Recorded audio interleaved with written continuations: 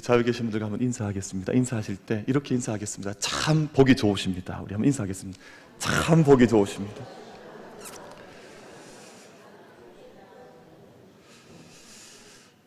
그 인사하시는 농도로 볼 때는 별로 보기가 안 좋으신 것 같아요.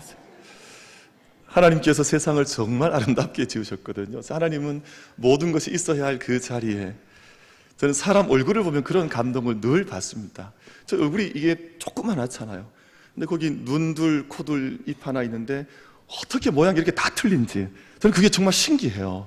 왜냐하면 요 안에 뭘 만들면 같아야 할 확률이 정말 많음에도 불구하고 같은 얼굴이 단 한 얼굴이 없고 또 정말 있어야 할 그 자리에 이렇게 뽕뽕 다 있고 만들어 놓으셨거든요. 참 우리 아름답게, 우리 다시 한번 정말 감격해서 한번 인사하십시다. 참 보기 좋으십니다. 인사 한번 하겠습니다. 참 보기 좋으십니다. 아이고 뭐 아니면 어쩔 수 없고요.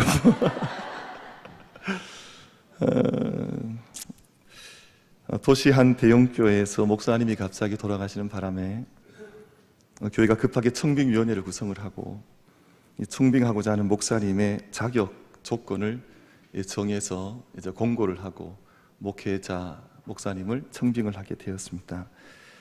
청빙위원회에서 정하게 된 7가지 청빙 기준이 다음과 같았습니다. 첫 번째는 설교는 정확히 20분만 하되 할 말은 다 하는 목사. 두 번째, 죄는 정죄하지만 사람의 마음을 상하게 하지 않는 목사. 세 번째, 매주 주일뿐만 아니라 수요 기도회, 새벽 기도, 금요 철야까지 훌륭한 말씀을 전해야 하며 교회 일도 솔선수범해서 하되 아침 8시부터 저녁 10시까지 열심히 일하는 목사. 누가 아버지 하셨습니까? 아버지를 찾으시고. 네 번째, 11조뿐만 아니라 돈이 생기면 무조건 헌금하는 욕심 없는 목사. 다섯 번째, 키는 크고 얼굴은 잘 생겨야 하지만 제비처럼 생기지 않는 목사. 여섯 번째, 10대와는 언제나 농구와 게임을 같이 하고 노인들과도 언제나 시간을 낼 수 있는 목사. 일곱 번째, 매일 불령열에 불타올라 전도에 힘쓰되 교회 기도실을 24시간 지키는 목사. 이런 조건을 가지고 이제 뽑게 되었습니다. 그래서 청빙위원회가 여러 사람들을 만나본 후에 이제 7분의 후보자를 만나보고 교회 앞에 보고서를 내게 되었습니다. 청빙위원회 보고서. 그동안 7분의 목회자 후보자를 만난 결과를 다음과 같이 보고 드립니다. 1번, 아담 목사. 아담 목사는 사람은 좋으나 부인이 숲속에 벌거벗은 몸으로 다닌 사실이 발견됨. 2번, 모세 목사. 모세 목사는 온유하고 겸손했으나 자주 말을 더듬는 등 의사소통에 문제가 있고 사람들은 살인 혐의 때문에 그에 대한 성격에 많은 의심을 가지고 있음. 세 번째, 다윗 목사. 최근까지 가장 촉망받는 후보였으나 이웃의 아내와 간통한 사건이 드러나 문제가 생겼음. 4번, 엘리야 목사. 기도는 많이 하는데 쉽게 낙심하고 좌절하는 성격이라 사람들이 불안해할 소지가 있음. 세례요한 목사. 침례교 출신의 목사로 열정도 있고 고생도 많이 했으나 메시지가 너무 직설적임. 아파트에서 살지 않고 전원생활만 고집하여 생활이 곤란함. 6번, 베드로 목사. 솔직하며 솔선수범하고 능력 있는 설교를 하지만 성질을 죽이지 못하는 다혈질에 결정적인 순간에 배신을 하는 경향이 있음. 7번, 바울 목사. 능력 있는 설교자의 신유의 은사도 있지만 외모가 대머리인데다가 미혼이라 식사 문제를 담당할 분들이 매우 부담스러워할 가능성이 높음. 자격 있는 사람이 없습니다. 7가지 청빙위원회가 정한 기준에 어느 한 사람도 다 이 자격을 맞출 기준에 부합한 사람이 없었습니다. 제가 이 이야기 자료를 읽고 나서 그 제일 마지막 이야기는 제가 빼뜨려 버렸는데, 이 교회가 정한, 사실은 제일 마지막에 정한 후보자는 가룟유다 목사였습니다. 셈에 밟고 그리고 이 세상에 대한 처세술이 많아서 이 사람이 우리 교회에 적합한 사람인 것 같습니다 라고 이제 올렸다는 거, 제가 그것은 빼버렸습니다만, 여러분 이 세상에 어느 한 사람도 이 교회의 기준이라면 청빙의 기준을 충족시킬 목회자가 없을 것입니다. 그럼에도 불구하고 오늘 제가 읽어나갔던 이 7사람의 성경에 나타난 믿음의 선배들의 한 가지 공통점이 있다면 그들은 하나님 앞에 서고자 했던 사람들이었습니다. 완전하진 않지만 또 모든 것들이 인간이 정한 기준에 보면 뭔가 부족함이 있고 결핍이 있을지 모르지만 하나님 앞에 부단히 다시 서고자 했던 사람들이라고 하는 한 가지 공통점을 저는 이분들이 가지고 있다고 생각을 합니다. 여러분, 다윗이든 엘리야든 세례 요한이든 베드로든 바울이든 어떤 면에 부족함도 있었고 어떤 면에 실수도 있었고 많은 약함도 있었지만 이분들의 깊은 영적인 내면에 들어가 보면 그분들 안에 나는 하나님 앞에 바르게 서고 싶습니다, 난 하나님 앞에 바르게 서기를 원합니다 하는 자기네 영적인, 저마다의 영적인 열망을 가지고 있었던 사람들이 바로 이런 믿음의 선배들이었습니다. 하나님은 우리를 향한 기준을 절대 낮게 잡지 않으십니다. 여러분, 하나님께서 우리 수준을 그냥 저 바닥에 떨어뜨려 놓으시고 너는 이만큼만 하면 돼 라고 말씀하지 않으시고, 제가 몇 주간 팔복을 함께 묵상하고 있습니다만 하나님께서는 우리의 영적인 기준을 설정하시고 그 앞에 설 수 있도록, 우리가 때로는 실패할지 모르지만 때로는 넘어질지 모르지만 그 기준을 우리가 잊지 아니하고 그 기준에 부합하도록 맞추도록 걷기 위하여 달려가는 삶을 하나님께서 우리에게 원하시지, 너희는 아무것도 하지 않아도 괜찮아, 너에게는 아무런 기준이 없어라고 우리 던져놓지 않으시고 우리 가운데 어떤 기준을 정하셔서 그 기준에 부합하는, 그 기준에 일치되기 위해서 다시 하나님 앞에 서기를 원하는 믿음의 삶을 우리 가운데 원하신다 하는 것입니다. 하나님께서는 절대 우리에게 기준을 낮게 잡지 않으십니다. 하나님께서는 팔복에서 말씀하시는 것처럼 우리의 영적인 기준을 다시 한번 우리 가운데 제시하셔서 하나님 앞에 다시 한번 설 수 있는 믿음의 사람으로 우리가 서기를 원하신다 하는 것입니다. 지금 우리 한국 교회와 우리 믿음의 한 사람 한 사람이 너나 할 것 없이 우리 모두가 다 함께 다시 하나님 앞에 서야만 할 때입니다.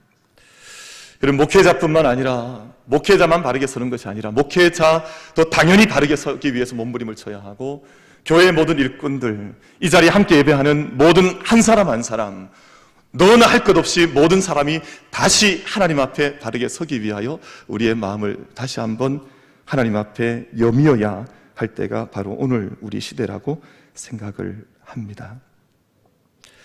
사랑하는 성도 여러분, 소금은 그 짠맛을 잃어버리지 않아야 소금의 역할을 감당할 수 있습니다.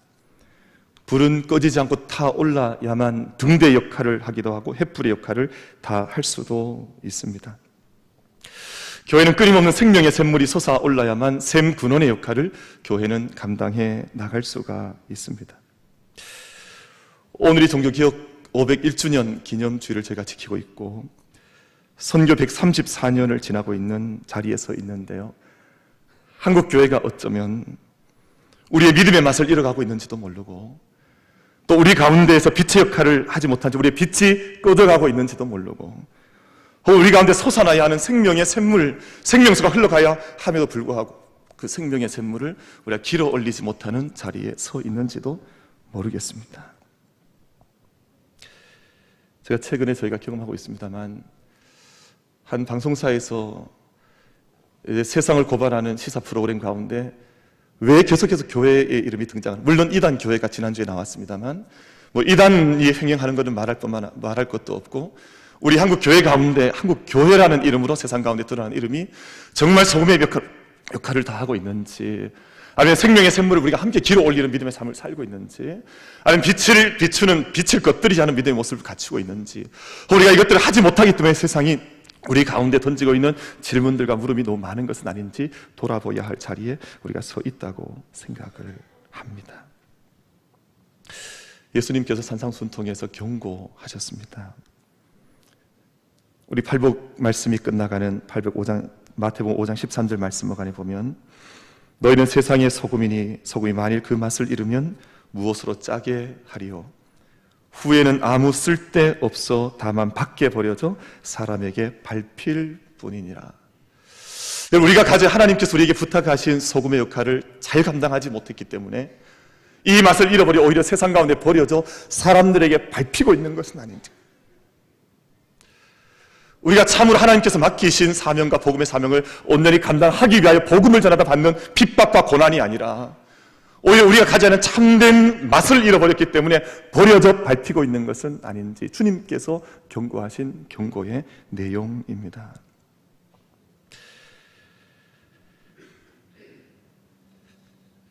요한계시록 2장 5절 말씀을 보면 주님께서 교회 모든 이 땅의 교회를 향하여 경고하시는 말씀이 들려지는데요.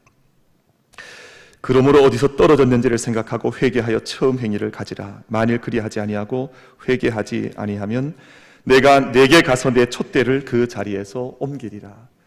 만약 하나님께서 부탁하신 불을 계속해서 밝히지 못하면, 그 등대를 밝히지 못하면 너에게서 그 등대를, 촛대를 빼앗아서 그 등대를 다른 곳으로 옮겨버리겠다. 주님께서 그렇게 교회를 향하여 경고의 말씀을 던지시고 계십니다. 하나님을 하나님 되게 하지 못하는 성전에서 하나님은 그 성전을 떠나시겠다 말씀을 하십니다. 여러분, 에스겔 선지자는 이 사실을 아주 정확하게 선포를 했던 선지자였습니다. 에스겔 12장 7절 말씀을 보면 하나님께서 내가 내 집을 버렸다. 여러분, 사람은 사람의 집을 함부로 버리지 못하지 않습니까? 그러나 하나님은 그렇지 않으시다 말씀하십니다. 만약 하나님을 하나님 되게 하지 못하면, 하나님의 영광을 드러내지 못하면 나는 언제라도 나는 나의 집을 버릴 수 있다. 나는 내 집을 버렸다. 하나님은 그렇게 말씀을 하십니다. 에스겔서 말씀을 묵상을 해보면 에스겔서 9장에서 하나님의 영광이 성전 문 지방으로 옮겨 나가십니다. 에스겔서 10장 말씀을 보면 다시 성전 동쪽 문으로 하나님의 영광이 옮겨 가십니다. 그리고 에스겔 11장 말씀을 보면 하나님의 영광이 예루살렘을 떠나 예루살렘 동쪽 산으로 옮겨 갔다라고 에스겔 선지자는 말씀하고 있습니다. 하나님의 영광이 그렇게 떠나버린 성전은 하나님의 영광을 드러낼 수도 없을 뿐만 아니라 더 이상 생명의 샘물의 생명샘의 역할을 감당할 수도 없는 버림받은 성전으로 남을 수밖에 없다. 하나님께서 그렇게 경고하고 계십니다. 사랑하는 성도 여러분, 그러나 감사한 것은 하나님께서 우리를 영 버리지 않으시고 다시금 이 땅 가운데 서 있는 모든 교회들, 우리 믿음의 한 사람 한 사람에게 하나님 다시금 빛의 역할을 감당할 수 있고, 다시금 소금의 역할을 감당할 수 있고, 다시금 주의 성전 생명 샘물의 역할을 감당할 수 있는 성전된 삶을 살아갈 수 있는 그 길을 하나님께서 우리 모두에게 약속하시고 또한 허락해 주신 줄로 믿습니다. 우리가 그 길을 걸어갈 수 있다. 하나님께서 그 길을 말씀하시고 그 길로 우리를 초대하고 계신데, 요엘서 3장 18절 말씀을 보면 그날에 산들이 단 포도주를 떨어뜨릴 것이며 작은 산들이 젖을 흘릴 것이며 유다 모든 시내가 물을 흘릴 것이며 여호와의 성전에서 샘이 흘러나와서 시딤 골짜기에 대리라. 이 말씀의 의미는 하나님의 심판을 받고 하나님의 영광이 떠나버리고 생명의 샘물이 흘러나오지 않던 그 성전 가운데에서 다시금 하나님께서 회복하는 길을 여셔서 그 성전 가운데에서 생명 샘물이 흘러나올 것을 말씀하신 말씀의 대목입니다. 사랑하는 성도 여러분, 우리가 이 시대 속의 영적인 모습을 다시 한번 깊게 직시하고 바라보면서 하나님께서 우리를 초대하시는 다시금 길을 열고 다시금 생명 샘물을 길어 올리고 다시금 불을 밝히고 다시금 소금 역할을 감당할 수 있는 그 길을 나아가겠노라. 다시 한번 그 길로 깊게 들어가겠노라. 결단하며 하루를 함께 예배할 수 있는 우리 501주년 예배, 그냥 501주년으로 그쳐지는 것이 아니라 우리가 다시 한번 그 결단 앞에 설 수 있는 우리 모든 예배자가 다 될 수 있게 되기를 주님의 이름으로 축복합니다. 500년 전 종교개혁자들이 영적 어둠에 빠져있던 시대를 향해서 아드 폰테스라는 구호를 들고 시대 앞에 도전을 했습니다. 이 말씀의 의미는 아드 폰테스, 근원으로, 샘으로 다시 돌아가자라고 하는 의미를 가지고 있습니다. 물이 흘러나온 곳으로 돌아가고 참 교회로 돌아가자고 하는 외침이었습니다. 메말라버린 샘이 아니라, 맛을 잃어버린 소금이 아니라, 빛이 꺼져 있는 곳이 아니라 빛이 살아있고 생명샘물이 좀 흘러나오고 그곳에 등불이 켜져 있는 빛이 꺼지지 않는 근원으로 돌아가서 우리가 그곳에서 하나님 앞에 다시금 서자라고 외쳤던 사람들이 종교개혁의 외침을 외쳤던 사람들이었습니다. 이것이 우리가 다시 한번 하나님 앞에 서야 하는 근본적인 이유입니다. 우리가 하나님 앞에 정말 정직하게 서 있는지, 하나님 앞에 우리가 서 있어서 우리가 이런 역할과 이런 영적인 모습을 잘 가지고 영적인 생명의 삶을 오늘도 살아내고 있는지 돌아보라고 하나님께서 오늘 우리 가운데 말씀을 도전하고 계십니다. 사랑하는 성도 여러분, 우리 모두가 다시 한번 하나님 앞에 서는 은혜 함께 누리고, 우리가 죽은 자처럼 살아가는 것이 아니라 생명과 구원을 얻은 자답게, 또 생명샘의 원천답게 세상의 생명의 샘물을 전하며 증거하며 그 빛 가운데 살아갈 수 있는 우리 모든 예배자들, 만민의 모든 성도님들 다 될 수 있게 되기를 주님의 이름으로 축복합니다. 그러기 위해서 우리가 해야 될 것들이 몇 가지가 있다고 생각을 하는데요. 먼저 하나님의 긍휼을 구해야 합니다. 우리가 하나님의 은혜를 덧입는 것은 먼저 주님께 나아가는 것으로부터 시작을 합니다. 팔복도 그렇게 시작을 했습니다. 주님 앞에 나온 모든 무리가 있었고 주님께서는 그 나온 무리를 향해서 팔복의 말씀을 선포해 주셨습니다. 우리는 주님의 긍휼을 구하는 것에서부터 시작을 해야 합니다. 여러분, 성경 속에는 주여 우리를 불쌍히 여겨주소서라고 하는 짧은 기도가 대단히 자주 등장을 합니다. 바로 주님의 긍휼과 자비를 구하는 기도입니다. 주여 우리를 불쌍히 여겨 주옵소서. 여러분, 정말 죽을 병에 걸려있는 사람은 이 기도를 드리지 못합니다. 자신의 상황을 정말 보지 못하는 사람은 이 기도를 드리지 못합니다만, 자신의 비참한 모습을 바라보면서 내가 살아야 되겠다고 결단하는 사람들은 하나님 앞에 이 기도를 가지고 나아가 하나님 앞에 주여 우리를 불쌍히 여겨 주옵소서, 그렇게 기도하게 되는 것입니다. 자기의 죽어있는 모습을 보지 못하는 사람들, 자기의 영적 형편을 알지 못하는 사람들, 자기의 영적인 처지를 깨닫지 못한 사람은 절대 이 기도를 드리지 못하지만, 나는 이 죽음에서 일어나야 되겠다, 나는 생명의 길로 나아가야 되겠다고 결단한 사람은 주여 나를 불쌍히 여겨 주옵소서, 그렇게 기도하면서 주 앞에 나가 이 탄식의 기도를 주님 앞에 올려 드리는 것입니다. 마태복음 14장 22절 말씀을 보면 귀신 들린 딸을 가졌던 가나안 여인이 주님 앞에 달려나와서 소리를 칩니다. 주 다윗의 자손이여 나를 불쌍히 여겨 주소서. 그럼 딸이 죽어가고 있는데 이 기도를 드리지 않을 수가 있겠습니까? 딸이 귀신에 사로잡혀 있는데 정말 온전한 정신을 가지고 있는 어머니라면 어떻게 이 기도를 드리지 않을 수가 있겠습니까? 주여 우리를 불쌍히 여겨 주소서. 가나안 여인이 그렇게 주님 앞에 엎드려 이 기도를 올려 드렸습니다. 주님의 긍휼과 자비를 구한 것입니다. 마태복음 17장 15절 말씀을 보면 간질로 고생하는 아들을 위해서 아버지가 주님 앞에 꿇어 엎드려 주여 내 아들을 불쌍히 여겨 주시옵소서, 그렇게 기도를 합니다. 내 아들이 간질로 죽어가고 있는데, 간질로 이리저리 넘어지고 불에도 넘어지고 자빠지고 있는데 그 아들을 위해서 기도하지 않을 부모가 어디에 있습니까? 그러니 주여 내 아들을 불쌍히 여겨주시고 우리를 불쌍히 여겨주소서, 그렇게 하나님 앞에 주님 앞에 달려나와서 기도하는 아버지의 모습이 성경 속에 기록이 되어져 있습니다. 마태복음 20장 30절 31절 말씀을 보면 두 사람의 맹인이 이 동일한 기도로 주님 앞에 간구를 합니다. 맹인 두 사람이 길가에 앉았다가 예수께서 지나가신 담을 듣고 소리질러 이르되 주여 우리를 불쌍히 여기소서, 다윗의 자손이여 하니 무리가 꾸짖어 잠잠하라 하되 더욱 소리질러 이르되 주여 우리를 불쌍히 여기소서, 다윗의 자손이여 하는지라. 사람들이 그 소리를 하지 말라고 말렸습니다.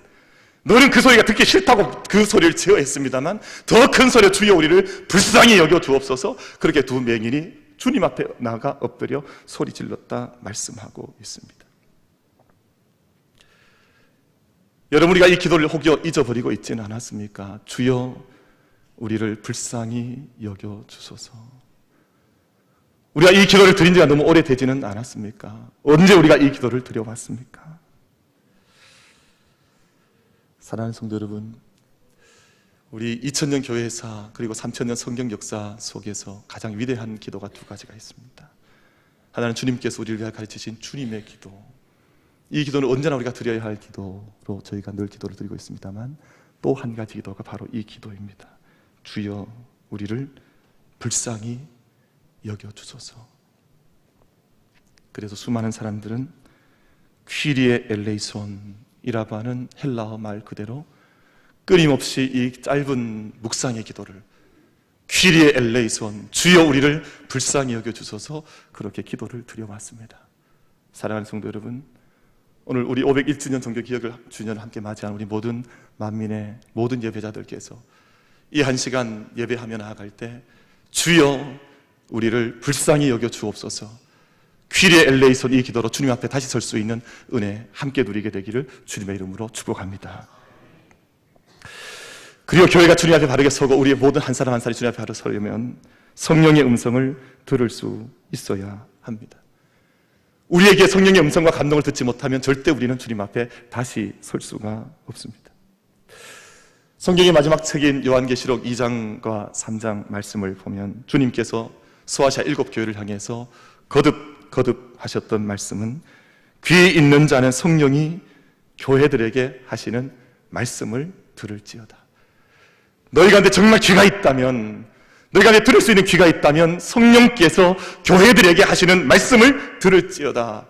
말씀을 들으라고 주님께서 친히 7번이나 반복하셔서 말씀을 하셨습니다.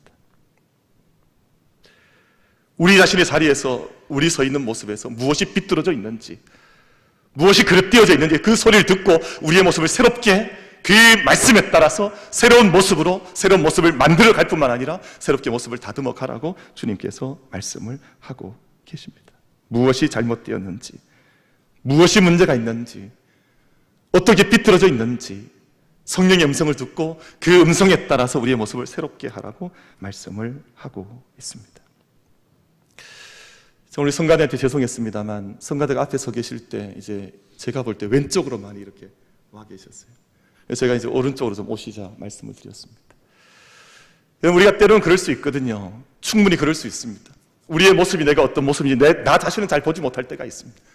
그러나 주님께서 나에게 말씀하시는 것을 들으면 우리가 내가 무엇을 고쳐야 하는지, 내가 어떻게 자리를 옮겨야 하는지 그제서야 우리는 깨닫고 그 앞에 순종해 나갈 수가 있습니다.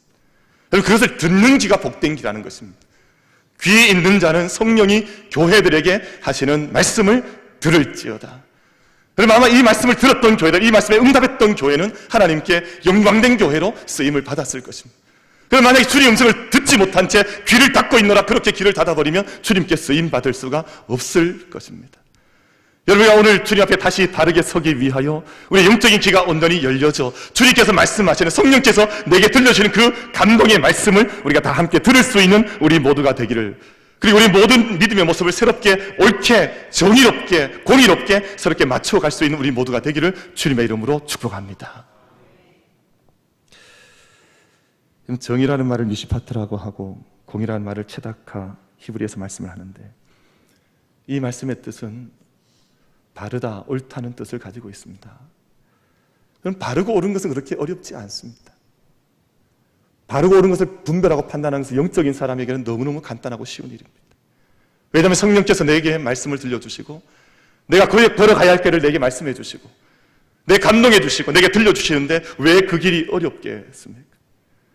그럼 내가 그 말을 듣지 않기 때문에, 내가 내 귀를 닫아버렸기 때문에 하나님과의 관계도 사람과의 관계도 옳은 모습을, 올바른 모습을 잃어버리고 어그러진 모습으로 살아가는 것입니다. 사랑하는 성도 여러분, 오늘가 종교기억 아드폰테스라고 하는 근원으로 돌아가자고 하는 날을 기념하는 이 날에, 이 거룩한 주일에 하나님께서, 성령께서 내게 감동하시고 들려주시는 그 말씀을 듣고 내 삶 가운데 하나님과의 모든 관계도 올바르게 할 뿐만 아니라 우리가 살아가는 모든 삶의 관계도 하나님 앞에서 온전하고 아름답게 새롭게 빚어나갈 수 있는 영적인 은혜가 우리 모두에게 임하게 되기를 주님의 이름으로 축복합니다. 다시 하나님 앞에 서는 것, 때로는 의를 위하여 받는 핍박을 포기하지 않을 때 하나님 앞에 바르게 설 수가 있습니다. 내가 믿는 믿음을 포기하고 산다면 아마도 우리에게는 어떤 핍박이나 어려움도 절대 경험이 되지 않을 것입니다. 그러나 세상 가운데 내가 내 믿음을 온전히 지키고 하나님 앞에 서는 믿음대로 살려고 하면 반드시 어떤 종류의 핍박을 우리는 경험해 나갈 수밖에 없습니다. 그럼 성령의 인물들 가운데 바르게 살기 위하여 또 하나님 앞에 온전히 믿음의 생활을 감당하기 위하여 서다가 핍박을 받지 않았던 사람이 있다면 여러분 한번 그 이름을 한번 대어 보십시오.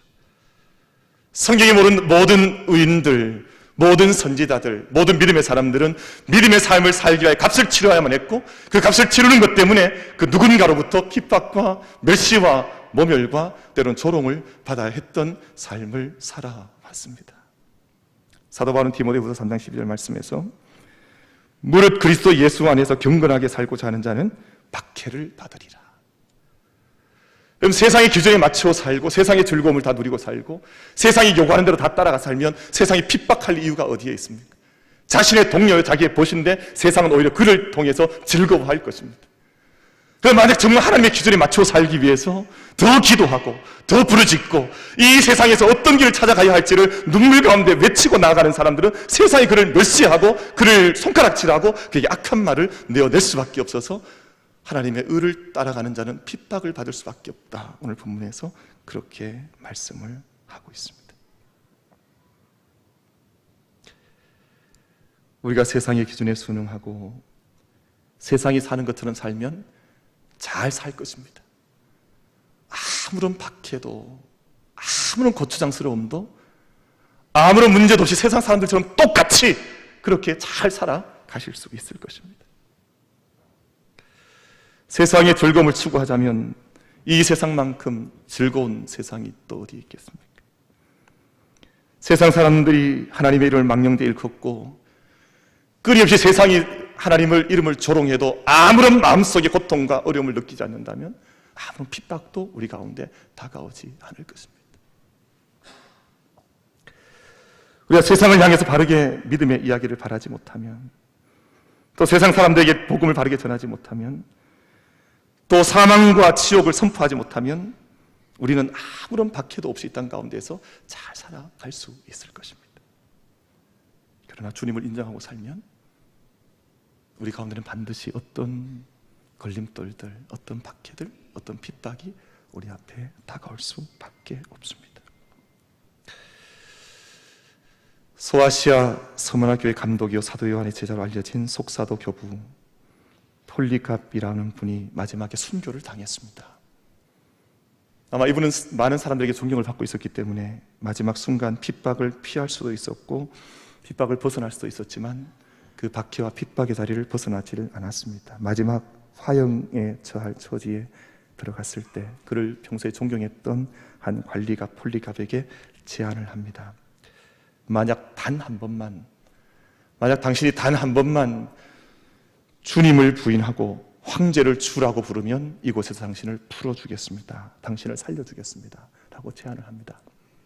그런데 그때 그가 이렇게 대답을 합니다. 내 평생 86년간 나의 주님이 나를 한 번도 부인한 적이 없는데 지난 86년의 삶을 살아온 동안 주님께서 단 한 번도 나를 부인한 적이 없는데 내가 어떻게 이 자리에서 나의 주님을 부인할 수 있습니까? 그는 생명을 걸고 예수께서 주인 되심을 고백하며 의를 위해 핍박을 받았습니다. 그리고 주님 앞에 다시 섰습니다. 여러분, 하나님 앞에 다시 선다고 하는 것은 이런 의미를 가지고 있습니다. 우리는 끊임없이 다시 주님 앞에 서야 하고 하나님 앞에 다시 서야 합니다. 우리가 달려오는 동안 우리가 알지 못했던 자의반 타의반 부지불식 간에 하나님 앞에 서지 못한 채 하나님 앞을 떠나 있었던 자리도 없지 않아 있을 것입니다. 그러나 우리가 하나님의 긍휼을 구함으로 주여 나를 불쌍히 여겨 주시옵소서, 우리가 성령에 내게 말씀하여 주시옵소서, 듣게 하여 주시옵소서, 내가 내게 주어진 주님을 섬기는 길을 걷기 위하여 나가 감당해야 할 모든 핍박을 내가 감당해 나가겠습니다 하는 그 고백을 통해서 우리가 주님 앞에 다시 서게 되는 줄로 믿습니다. 여러분, 저는 이 길이 우리의 살 길이라고 선포합니다. 우리가 주님 앞에 서지 않은 채 세상을 향하여 얼굴을 대할 때 오히려 그 길이 죽음의 길이지만 다시 주님 앞에 서서 우리가 주님 우리를 불쌍히 여겨 주옵소서. 우리가 주님의 음성을 듣기를 원합니다. 내게 주어진 의의 짐을 포기하지 않고 값을 치는 삶을 살면서 맛을 잃지 않은 소금처럼, 빛이 꺼지지 않은 등대처럼 우리가 주님 앞에서 생명샘물이 우리가 올라오지 않는 그런 샘물이 아니라 생명샘이 올라오는 생명샘물처럼 그렇게 살기를 원합니다. 다시 한번 주님 앞에 다 함께 설 수 있는 축복과 은혜가 우리 모두에게 임하게 되기를 주님의 이름으로 축복합니다.